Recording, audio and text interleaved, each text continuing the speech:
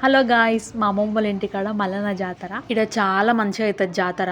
రాత్రి 10 గంటల నుంచి పొద్దుటి దాకా కథలు చెప్పిర్రు. కళ్యాణం చూద్దామని పోయినాం కానీ పోయేసరికి అయిపోయింది. ఈ తాత వాళ్ళు నేను చిన్న ఉన్నప్పటి నుంచి ఇదే డ్రెస్సింగ్ స్టైల్ ఇల్లది. ఈ ఊర్లో మస్తు మంది గొల్లోళ్ళు ఉంటారు. అంత మంది ఉన్నప్పుడు మల్లన్న జాతర ఎట్లయితది? ఏ జాతరలో అయినా ఒక్క పోతరాజు ఉంటాడు కదా, కానీ ఈడ 3-4 తయారు అట్లా. అగ్గిగుండాలు దొక్కొచ్చినాక ఊర్లో ఒక రాయి ఉంటది. ఆ రాయి దగ్గరకు వచ్చి నీళ్ళు చల్లుకొని పోతారు అందరూ. కొమరెల్లిలా సూదిమాన గుండు ఉంటది కదా, గుడి పక్కకి ఈడ కూడా సూదిమాన గుండు లెక్కల గుండ్లు ఉన్నాయి. ఆ గుండ్లు ఎక్కిర్రు. లైవ్ లో ఇవన్నీ చూడడం మస్తు అనిపించింది నాకైతే. నేనైతే చూస్తూనే అలసిపోతున్నా. వాళ్ళు రాత్రి నుంచి కథలు చెప్పుకుంటా అదే ఎనర్జీతో డాన్సులు చేస్తారు. మా అమ్మమ్మ ఇల్లు రోడ్కే ఉండి మాకు ప్లస్ పాయింట్.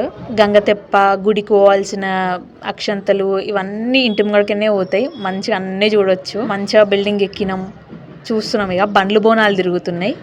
కళ్యాణం అగ్గిగుండాలు అయిపోయినాక తిన్నాక బండ్లు బోనాలు తీస్తారు. ఫస్ట్ రెడ్డిస్లో పెద్ద కులాస్తులు తీస్తారట. వాళ్ళు తీసినాక వెనక గౌడ్స్, మళ్ళా యాదవ్స్, ముదిరాజోళ్ళు ఇంకా అందరు ఒక్కొక్కరు తీస్తారట. అందరూ వైట్ అండ్ వైట్ వేసుకొని ధూమ్ ధామ్గా డాన్సులు చేసిర్రు. మస్తు అనిపించింది నాకైతే. నేను పోయేసరికి చైన్ దెంపుడు అయిపోయింది. అది చూపించలేకపోయినా గాయస్. లాంగ్ వీడియో కూడా తీసిన. అది చూడాలంటే మీరు సబ్స్క్రైబ్ చేసుకోవాలి. మీరు సబ్స్క్రైబ్ చేసుకుంటే కింద నోటిఫికేషన్ వస్తుంది. ఎట్లా పెట్టంగా మీరు అట్లా చూడొచ్చు. You guys in another vlog. Bye.